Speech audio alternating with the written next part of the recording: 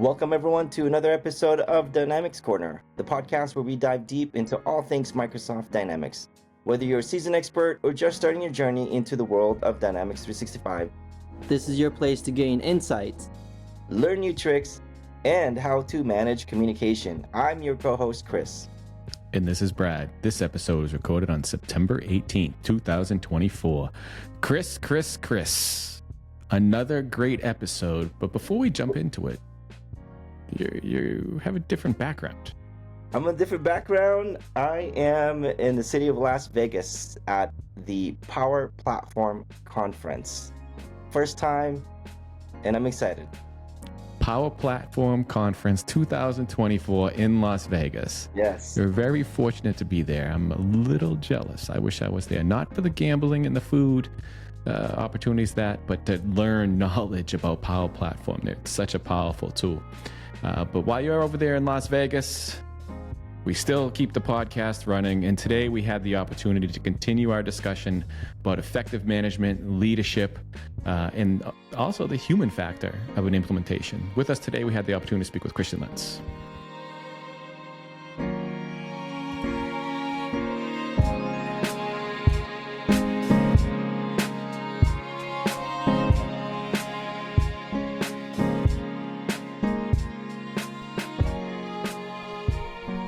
Christian, welcome back. Hi. Hey, Christian. How are you doing? I'm fine, thank you. Last days of summer here. I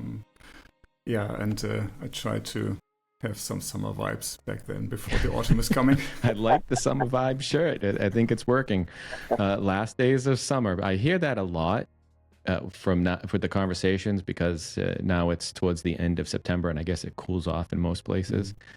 To me, I think it still feels like summer outside. I think it's 85 and sunny right now. So You get summer all year long, man. I know. That's part of the reason. We get summer when most people have winter, and then we just have blazing, scorching flames when people have summer, to where you have to hibernate. So it's the opposite. It's the north, you stay indoors for the winter for the most part. And then you venture out for spring, summer, and fall when it's nice because it's too cold. And then down here, you just don't go outside from May until September because you'll disintegrate from the heat. So welcome back, Christian. Enjoyed the conversation last time when we talked about leadership. We do talk with a lot of members of the community about the technical aspects, the functional aspects of implementations or of Business Central.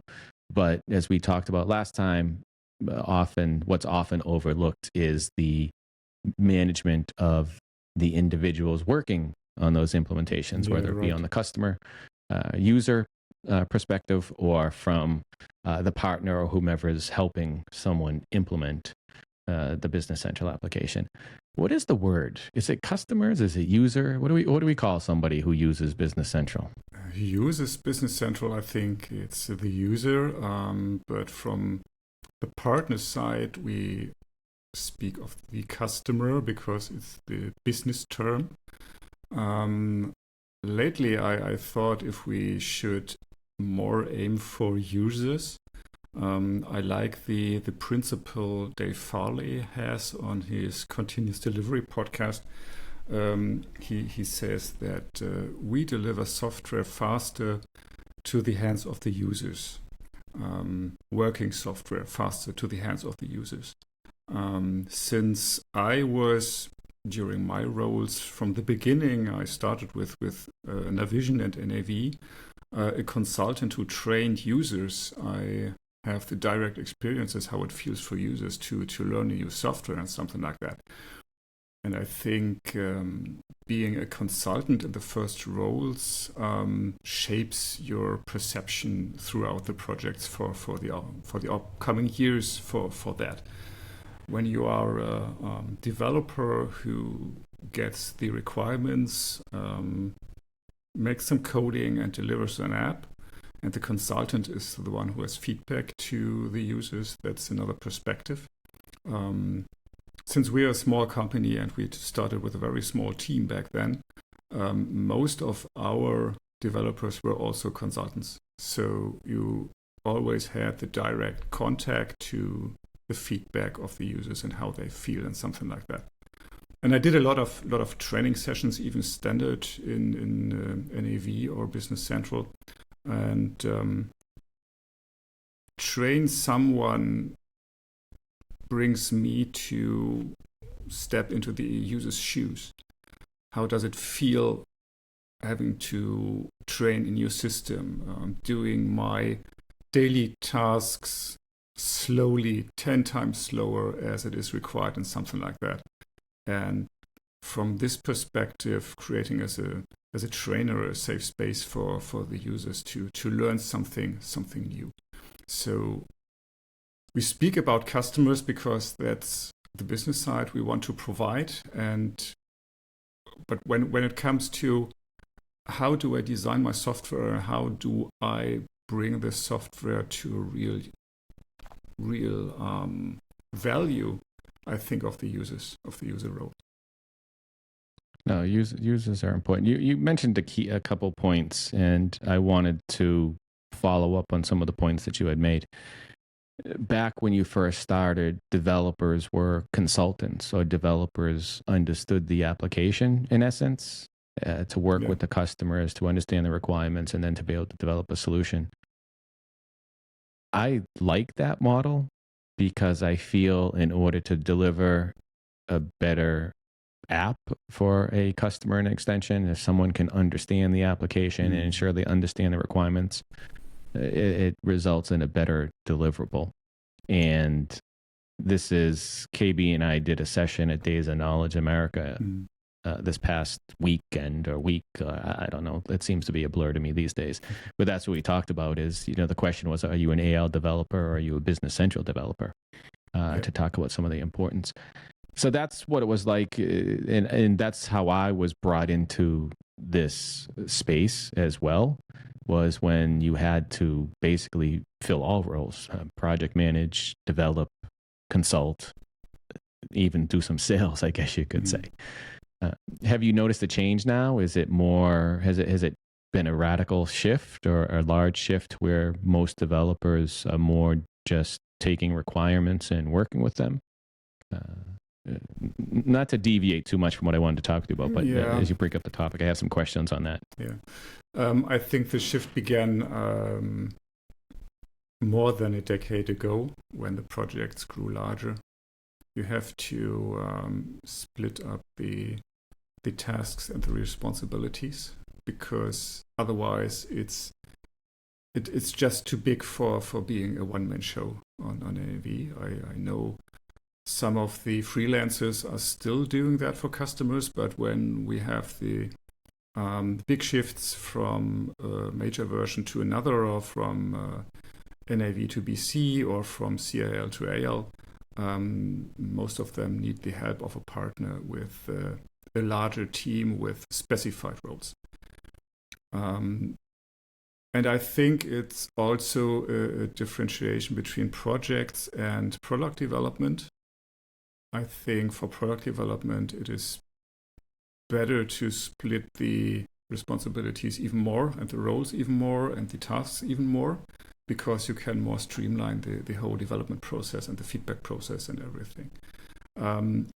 Sometimes I see developers who are not that engaged with customers, but then we focus on get the requirements right and talk about the requirements in that way that the customer feedback is in the requirements, so the developer doesn't need to do ping pong with the product owner or something like that. That is what we focus on. We don't focus on every developer has to be in the meetings because it strains them out and it's cost them time. But we lay more focus on, are the requirements right that they can do their work independently? Yes. But I did have a question for Christian. You had mentioned, focusing some of your developers, or at least prioritizing their time, not to be in a meeting all the time, or if they're not required a meeting, then they shouldn't show up in a meeting, and more focused in the solution. we've had several conversations now with Brad and many others where anytime that you put together a solution or um, you know putting a product together or extension for a client, you typically have to have I think you mentioned product manager or a functional consultant along with a developer so that they can both have a full understanding of what the solution is going to look like versus just throwing a developer in front of a client and says, listen to what they're saying. And that could be detrimental of putting together a solution because some developers may not think about all the functionalities and they just want to, develop a solution. So I think it's becoming more important, one, to have a developer that has a background and or experience as a functional that knows the business process, and then develop. Those are awesome resources. Or pairing a developer with a functional consultant. I think it's becoming more and more important, to have that in your staff. Yeah, and what we do at CTM is we also train new developers in functional aspects. So they also learning the application side upfront, not in every detail, but they go through the regular training curriculum also on the functional side and on the development side. As I learned most of my experience during the projects, that's right, but they have the background, and in the first project, they go there with an experienced functional consultant or project manager who does this bird eye view of, okay, how does this requirement the customer has fit into standard functions, and is it really a need to do a customization or not? That's where it's important, as I had mentioned, to have a business central developer versus just an AL developer, because they can catch, and it's also important when they're developing a solution to put it together. But to take it back to leadership and management for a point, in the last discussion that we had with you a few months ago, it seems like a few months ago, or maybe a few weeks ago, I don't even know at this point, we talked about the different management phases or processes or steps for managing a team. And I wanted to take that a little bit further. I appreciated the conversation because we were talking more so from the partner point of view, or if you're developing an ISV application or an app for app source. What we started talking about earlier in this conversation was customer or user implementations working with a partner.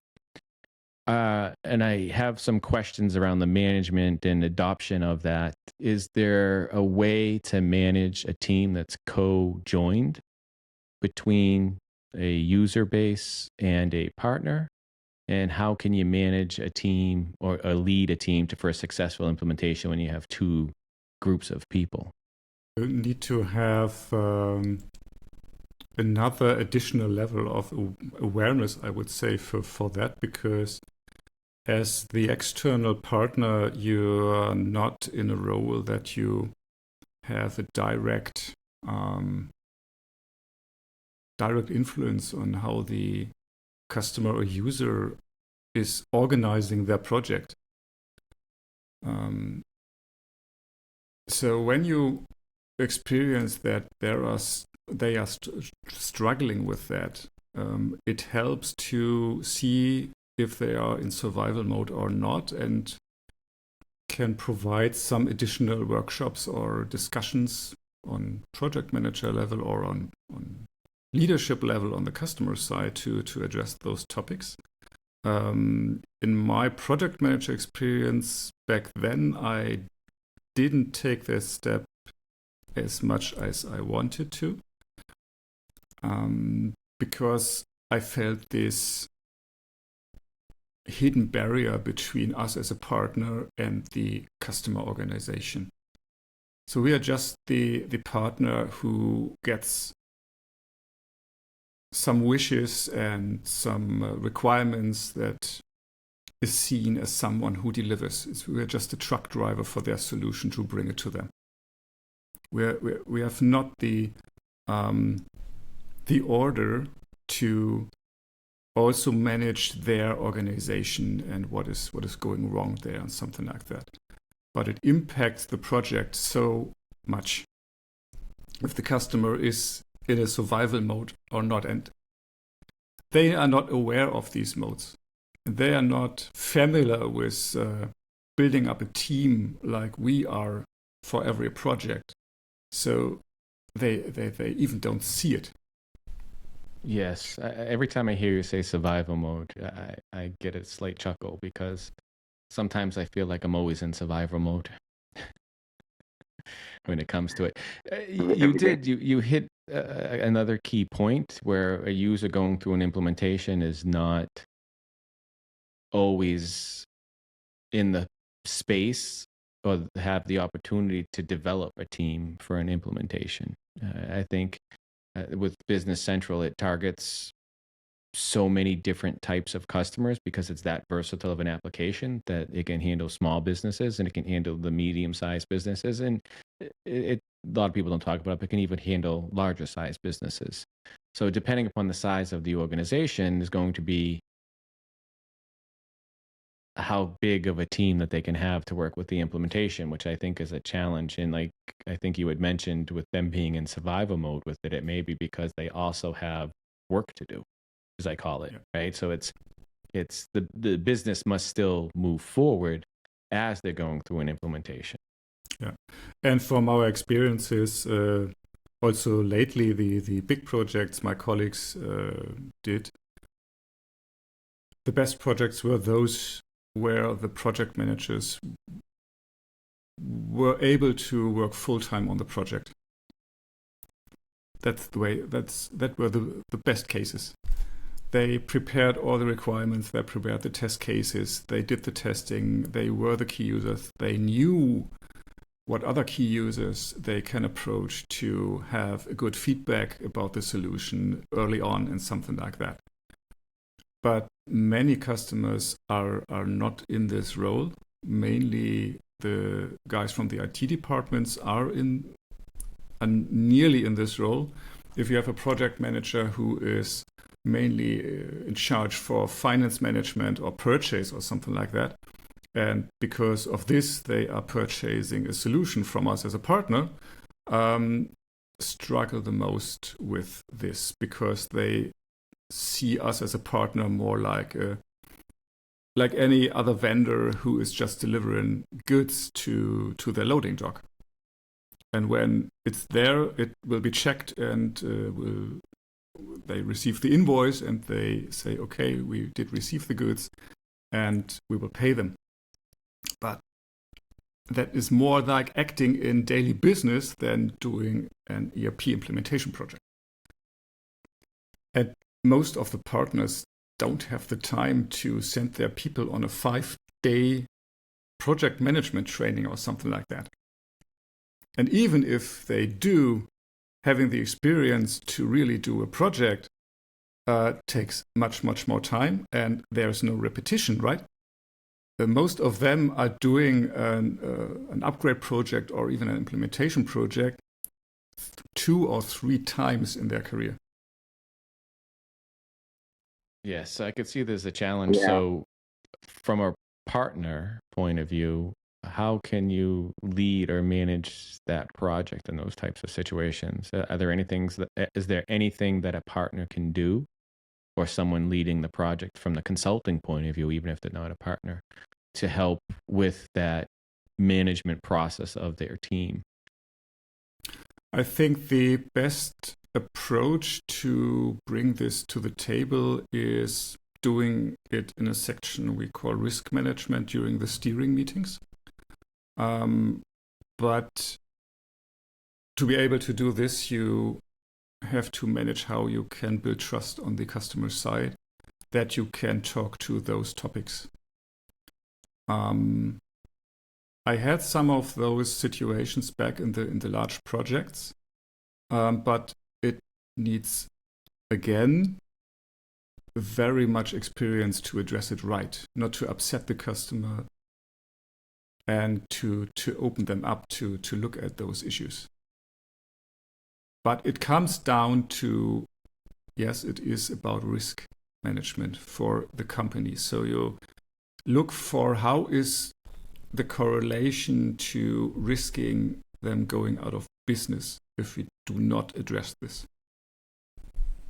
And the importance of all of this for a successful implementation. I know I have conversations, and I try not to go off, but we're going down a certain road with the risk. And a lot of the conversations I hear about an implementation sometimes make them sound like they're a daunting task or a big task. I mean, they are a big task because in essence, someone's changing in the core of their business, or what's the function of the business, to manage all of their business processes to continue to be successful.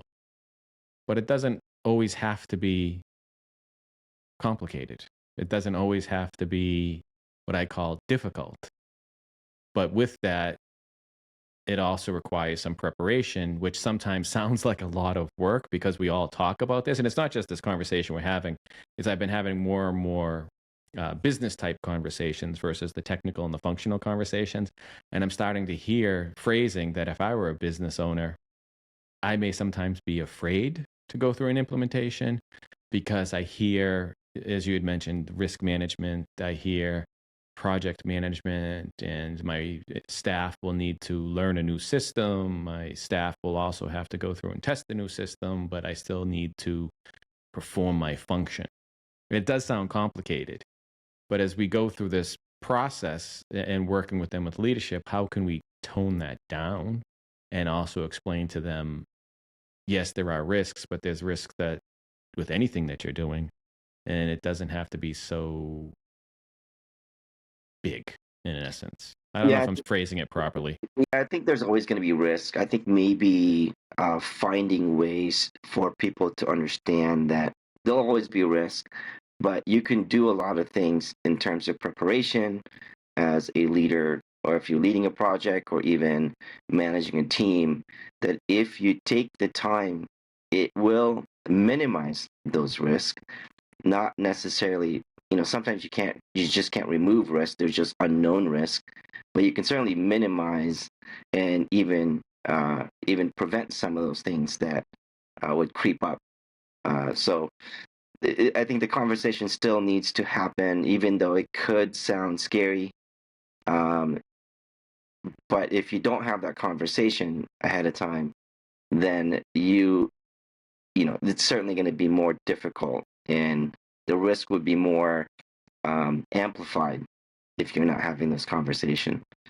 So, and of course, investing the time to do it. Yeah. It sounds tedious, but it's a must. Yeah, it's more like something you can train on a project management or leadership course. That is more some skills that you can follow, and it's easier to get up the skills. The hard part is, how will you address it? Who will you address it to? Sometimes the complex part is not that you have to have a risk management list. The complex part is who in the organization of the customer will be best to be addressed this. And this could be a person who's not in leadership, who is not even in the project management role. But it could make sense because you feel that there's someone maybe in the purchase department who has a connection to the project manager, that the project manager will listen to what he is saying. And it's more likely that you can bring your points to the table when you first talk to this guy in purchase. That is the complex thing. And you have to try out. You don't know in advance if this goes well or if this fires back. And that is a really complex part. You don't know how they react. You have to test a little bit. Who is the best I can approach? And for this, I take some thinking tools from my future leadership training together with elastic leadership and traditional project management. And that is, do I have a problem of knowledge? When knowledge is there, but not for the person, okay, how can we do it? How can we show him the documentation or book some training or something like that? Or is there no knowledge? Nobody knows how to address this in this company. So then the question is, who can I ask who has an idea about how to approach this? And that is the point where I now can shift a little bit more. Then I can decide, okay, this problem I can address with training, and it's got a high possibility that this problem is solved. But there are other problems, even larger for customers in such projects, where nobody knows how to do it in their organization. And then me as a partner project manager, knowing of these things, can guide the customer organization a little bit in this direction. So when you have this kind of problem, do you have someone who you are talking to? Because you know when you talk to this guy, he has some idea sparking. It's a starting point where it opens up or something like that. Okay, go to him or her or something like that. We had that in a big project. Many departments I trained with a new NAV version back then. And during the lunch break, they're all sitting in the same bistro and eating. And one of the guys in a particular sales department talks about how he is configuring with the personalization mode his role center and his pages and something like that, so that this is a good fit for his work. And he has 10 colleagues in his department who are nearly doing the same. So after the lunch break, I approached the project manager, the customer side, and said, did you listen to him? Maybe he is a good key user. Maybe you should talk to him building up the role center for the profile for this department. And having this feeling, who is good for approaching him a certain problem, is a big part of project management. That's a leadership skill that you must have, because you do have to gauge the audience and figure out, who knows something, and then sometimes you have to get it out of them. Sometimes you have a person in the room that's the most quiet person, but in many cases they're probably the most knowledgeable and they're just taking it all in. So you have to get that person involved, to speak up and share, because you're right. There's going to be somebody within that group that knows something. Maybe they're just afraid to speak up. And so you have to get it out of them. And like you said, you listen and you hear someone. That's like, you know what? That person has some ideas, just from listening to what they're saying. And how to approach this. Because if you encourage a person like this in an official meeting to speak up, they stay quiet. Because the culture in this organization is shaped in a way we cannot say this in an official meeting.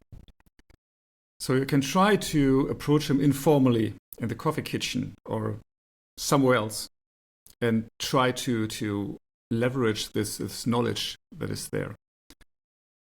So you can, in some way, as a partner project manager, shape this environment for those people to speak up. But diving into, okay, we have a workshop here or a training class or something like this. You offer to me a good solution, please present it, is sometimes very risky. Yes. Very risky. Yep. Because nobody can directly influence the culture of any organization. We as a partner project manager, even less able to do that. So you have to play the way and open spaces on the backstage of the project to do this. You have also to play the front stage in the official meetings, steering meetings, and something like that. And you have to play on the backstage, because if you are not getting these people to speak up, you don't get on the projects early, on these problems early. And the risk that you get all the bunch of problems in the go live is very high. Yeah, you made a good point. Yeah, sorry, Brad, you made a good point that as a partner, it is very difficult as a partner to help encourage that, right? You have to have a really good partnership with their internal project manager, or even their executives or sponsor of the project, where they also have to encourage that, right? That's their culture. They'll have to live with every day, because once you're done with the project, you may slowly go away, come in and go for other future projects, but it's really their responsibility as an organization to encourage that. And if you start a project and that's not encouraged, where someone speaks up and puts them down right away, then they shut, they clam up and don't want to share anymore, because now they were put in a spot, and I don't want to share now. Right, so that could be detrimental. That's risky. You're right, Christian. You can't just put someone out there and say, "Hey," calling them out. It's a big risk as well. Yeah, when you are not aware how is the culture at this organization, so my advice would be try to get a picture how is the culture here in this organization at the customer side. You have to play in swing with this culture. That is a very better approach than just saying, okay, we are open here, just speak up. It won't have any negative consequences when you're not knowing what is the culture playing here. It is important to identify who in the room, as we're calling it, which I'm going to talk about in a moment, knows the true process, the true requirement, or what needs to be done in a project, right? From a leadership point of view. And we're talking about being able to talk to this individual or group of individuals, or however you do it, in an unofficial manner to try to organize or bring to service the team. But now we're in 2024, and I know how we talked about just how the roles have changed through a project over the years, where the developer early on in the conversation would be responsible for also doing some consulting. Now in 2024, a lot of things are done remotely. So how do we impact leadership?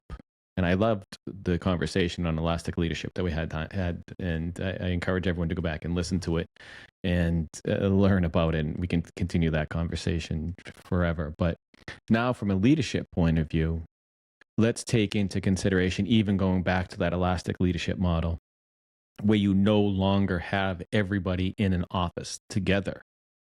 Even for implementation, sometimes you can do them fully remote. I've had conversations and discussions with many on, should you ever go on site? Do you need to go on site and meet the customer in person or the user in person? But now from the management point of view, all of these things that we're talking about, all the modes and the elastic leadership management, or even the layers that we have through an implementation, how does working remotely impact that? And how can you address the differences between in-person management versus remote management, or even hybrid management? I think you can do it full remotely, but you have to set up more meetings just for those topics. You cannot just cramp it in the regular status meetings or something like that, or just doing a remote kickoff workshop or something like that, and hoping that these problems can also be solved there.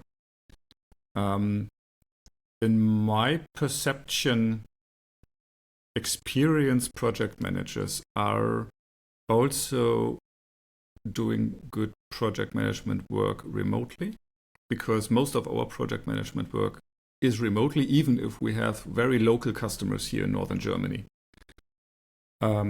What we try is to be before the kickoff workshop or after the kickoff workshop with our team at least a day on site, just to get to know each other. But I think it's done in a third of the projects. Most kickoffs are held remotely and something like that. What helps is having a good project structure, but it doesn't put the risk completely down.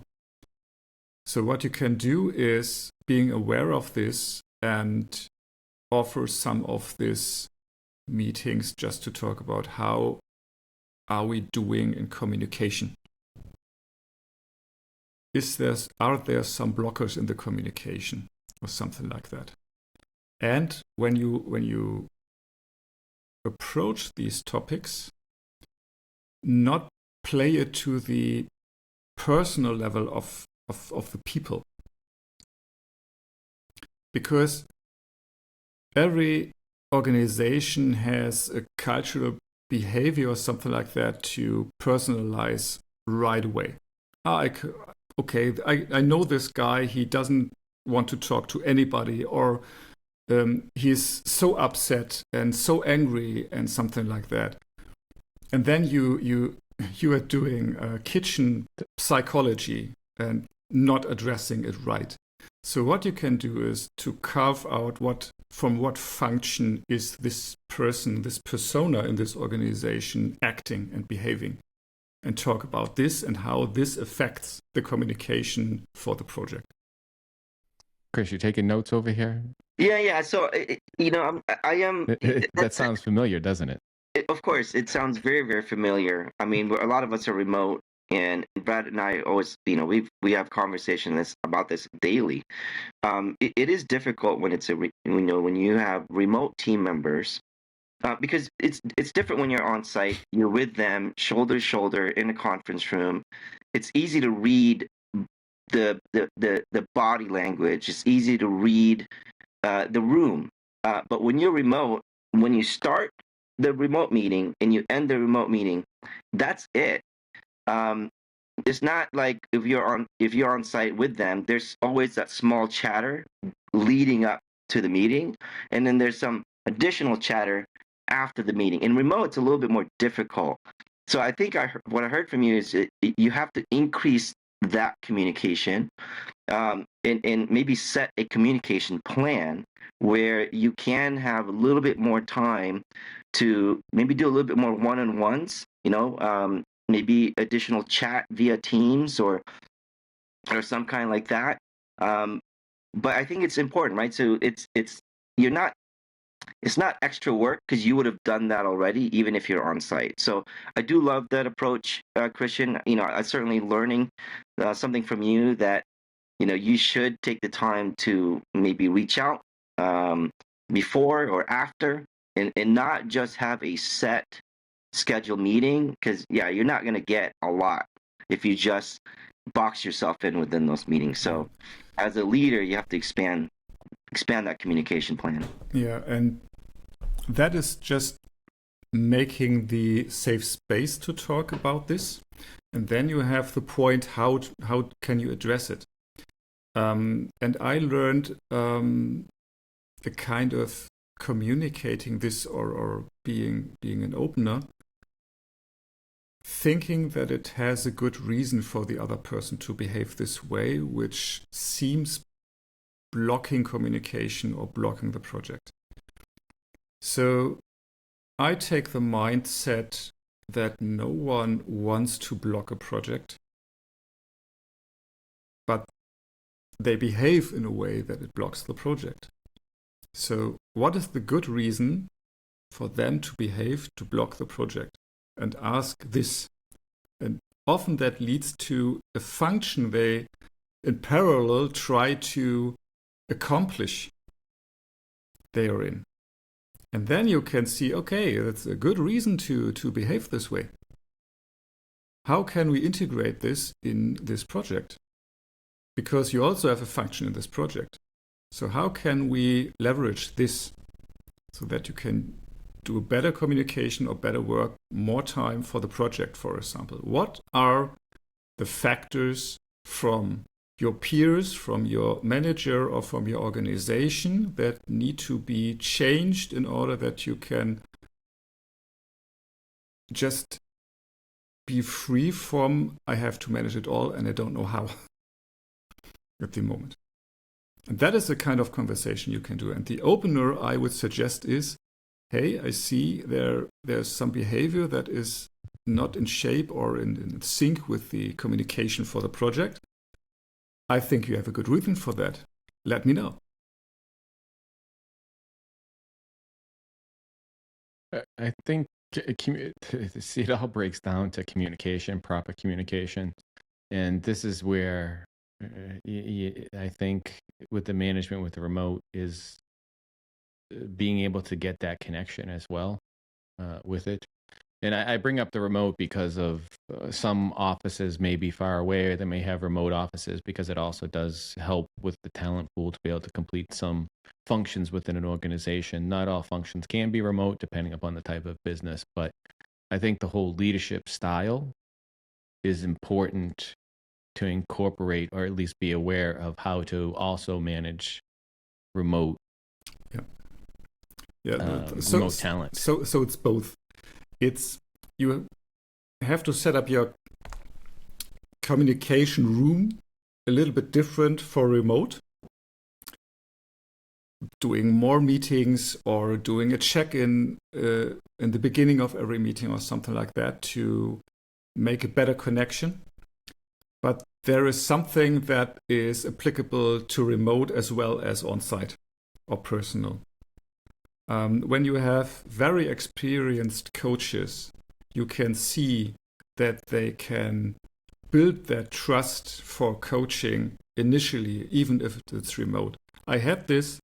I came to know a coach from Berlin who is doing online coaching for years now and had to shift his whole business model to remote because of COVID crisis. So he has an offer that you can have a 15-minute meeting about a real problem you have, and there's no chit-chatter in the beginning or something like that, just going directly to this problem, and he tries to make a step into a solution for me. And I had this via a Zoom call. I didn't know him, and I left this meeting after 20 minutes with a new way I can address my problem.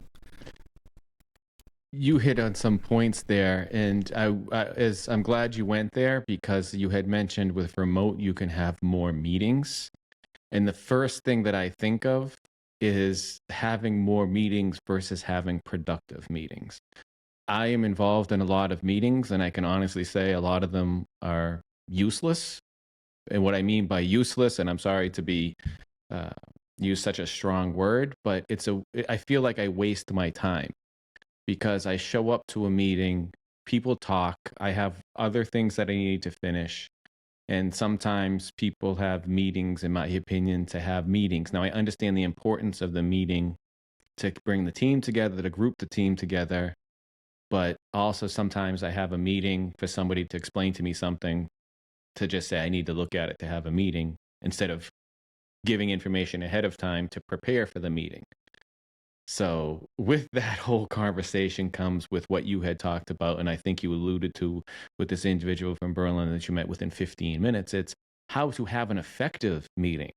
There's a difference between having meetings and having effective meetings, and having meetings all the time also, to me, I find very disruptive, because if I go from meeting to meeting to meeting, for example, by the time I get to the third meeting, I already forgot about the first meeting, because just the nature of the handling. So I could go down this road of effective meetings for days too. Yeah. So, and as you mentioned this, I think what made this meeting so effective was that he has trained a very good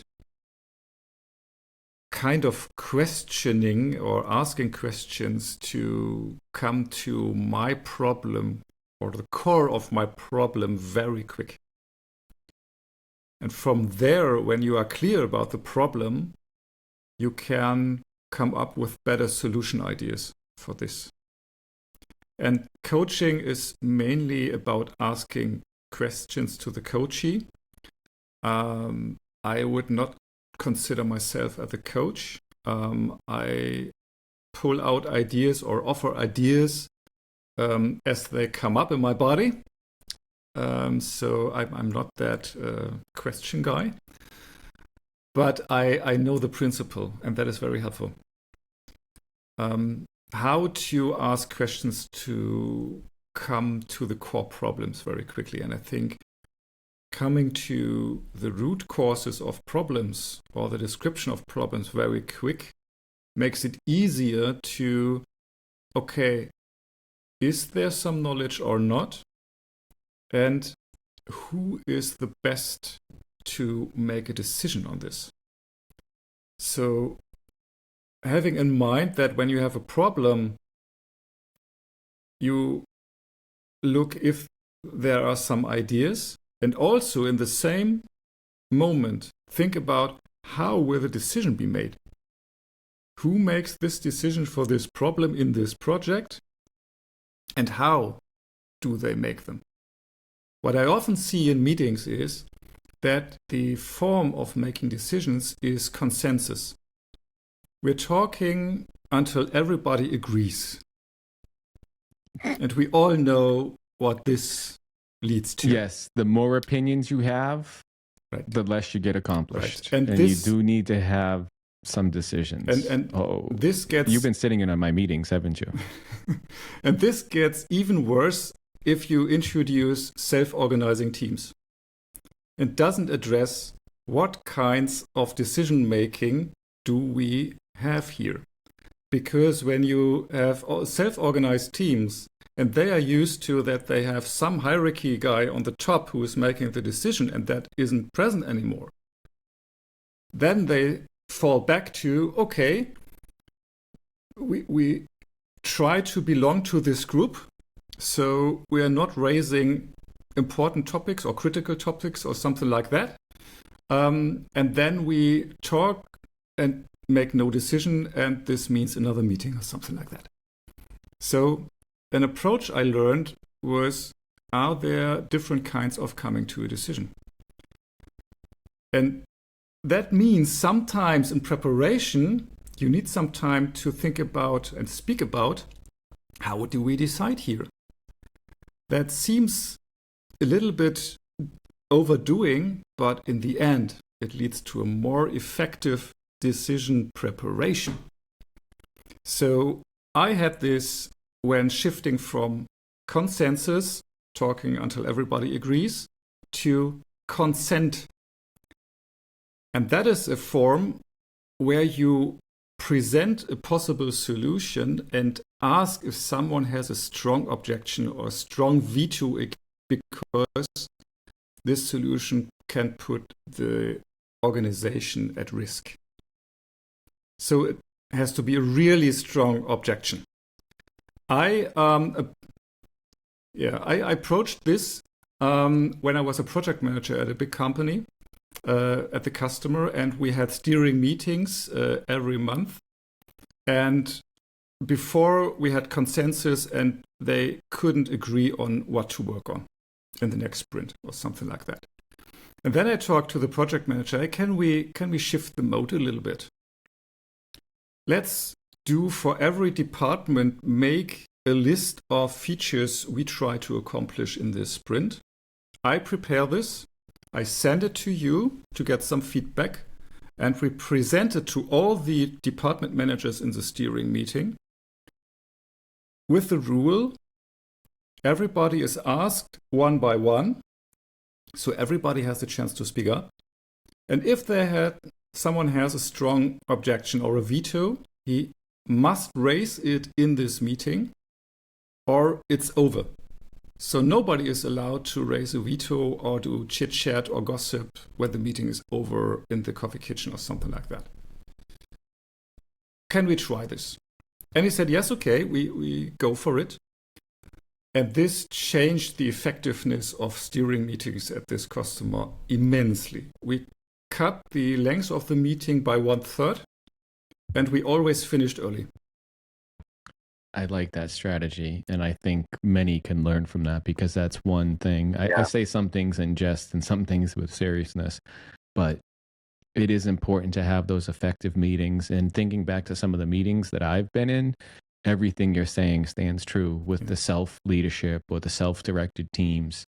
You do need to have decision making. You do need to have some sort of hierarchy in a decision, or as you had mentioned, you often have everybody having an opinion and you get nowhere. Yeah. It's almost, another one of Chris's favorite terms. I throw that with analysis paralysis. Mm-hmm.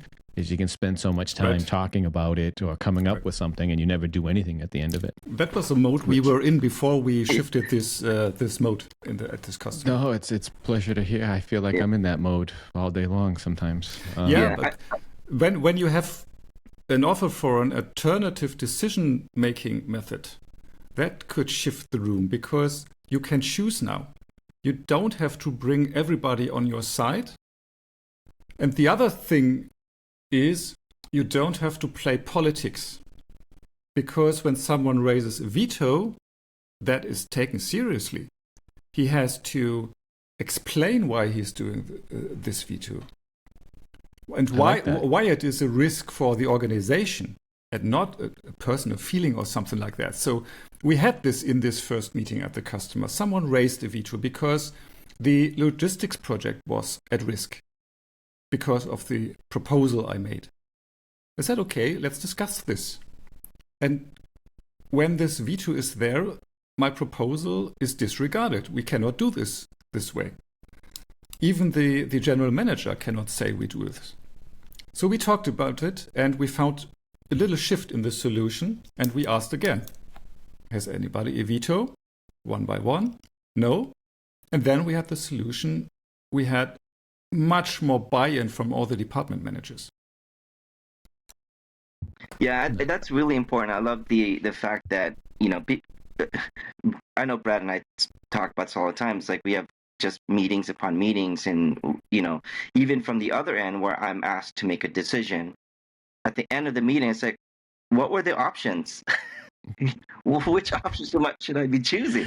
Like, I will give you my decision, but I never got what was the option. So in the other side of that, flip side of that, when you are the one that is coordinating this meeting and you're asking for people's opinion and decision, you as a leader or leading that meeting, you have to prepare and bring, options. You can't just leave it open. And like what you guys were saying, everybody has an opinion of what a solution should look like versus here's the 3 things that I'm bringing to you. Which one do you think fits, for the solution? I have so much I want to say because you were correct. And it goes with what I said with meetings upon meetings. It's preparedness. Let's be prepared of what we're going to say in the meeting.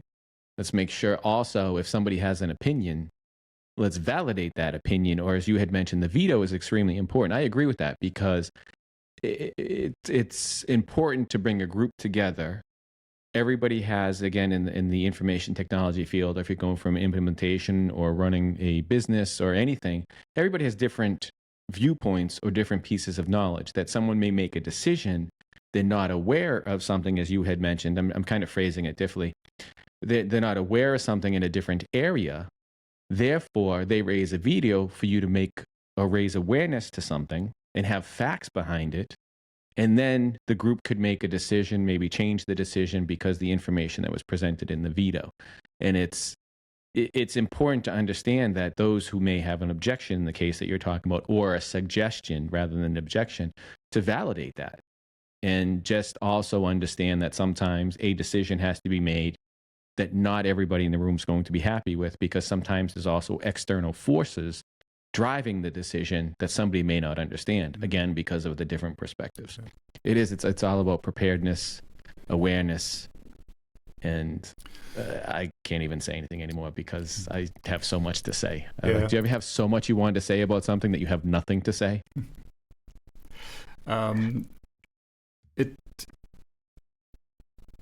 you have to keep in mind that you sometimes have to play front stage and backstage. So at this customer, in this example I had, I honestly didn't know what was going on backstage, because that is hard to grasp as a partner. It shifted the mode for the meetings, and for the role of us as a partners, we were happy with this, because we could think through what we would find the best solution for the customer is and for our team, and propose that. And if there's no veto, this solution is good enough to execute. So you're shifting from finding the best solution ever to the good enough solution that doesn't put the customer on risk. So that is the key point here. So that is what frees up the whole discussion. Yeah. But sometimes you have to play this business theater on the front stage so that you are pleasing the bosses or the formal people or something like that, and play politics on the backstage to get your idea through. I appreciate the phrasing of the words that you use. Business theater, aka politics. No, I understand. And it's also important to prevent those from shutting down as well, too. Because I've seen ineffective meetings where you, in essence, can shut people down from wanting to talk and express opinion as well, too. So it is a delicate balance with all of that. Yeah, so and you put yourself on You risk. have to adapt. And you put yourself on risk when you try to change something in this operating mode. I had this in an internal meeting with some fellow project managers and our general management, where we try to speak about what we can improve here. And it went very fuzzy. So at some point in time, I fell back to, okay, I have to bring more structure to this meeting. I don't have a talking stick, but I can bring a talking stone.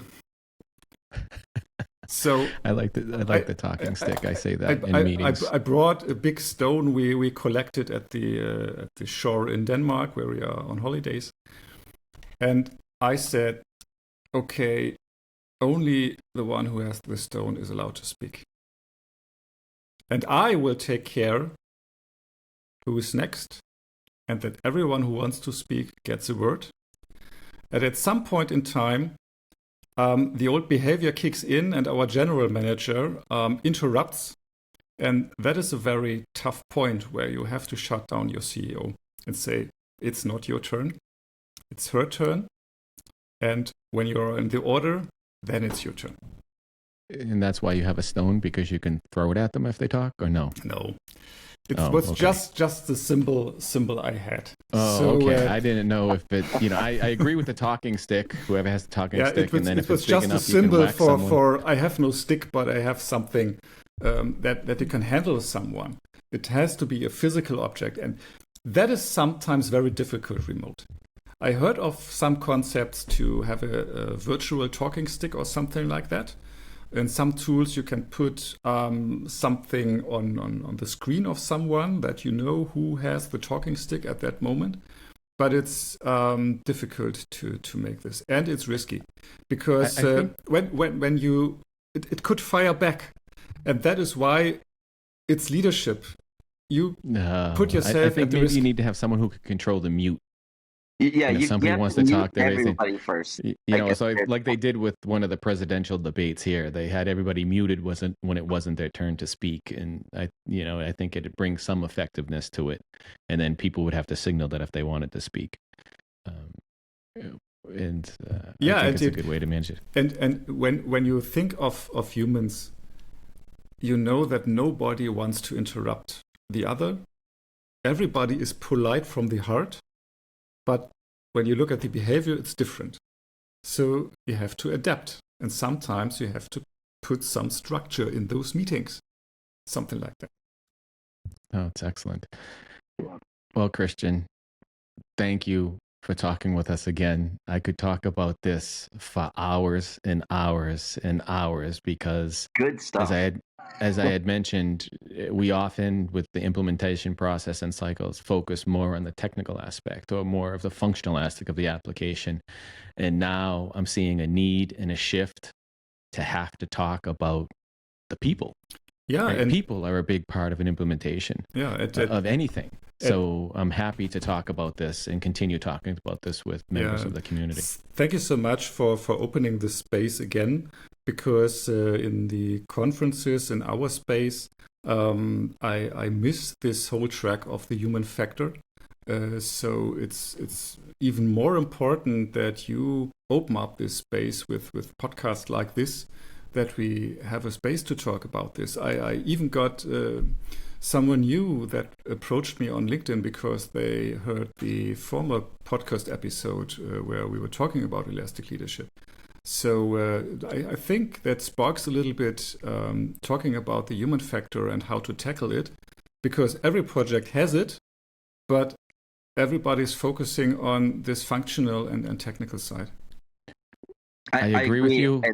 I agree. And I have a session, Christian, that's not technical. It's all about the preparedness before you even start. And of course, planning and what to do during implementation and even after. So those are very important components. Like, technical is good for sure. It gets us going, but at the same time, you need those the backbone, which is the people that does all the stuff. People will make it successful. The application will do things, but it's not going to do anything on its own. And we're thankful to hear that there's visibility in the space for it. I'm seeing it more and more, and that's why I'm enjoying and trying to coordinate conversations like this. And we appreciate you sharing your experience with us, because we couldn't get the message out without speaking with members of the community such as yourself. So thank you again for the time that you spent speaking with us and sharing this message, and we'll do our best to help raise awareness to the human or the people factor of implementations, along with the functional and the technical aspect, because all of that is important for a successful implementation. We will have to reach out to you again to have another follow-up discussion from a different set of management. But thank you again for your time. We look forward to speaking with you soon. Yeah, it was a pleasure. Thanks for having me again, and see you in the future.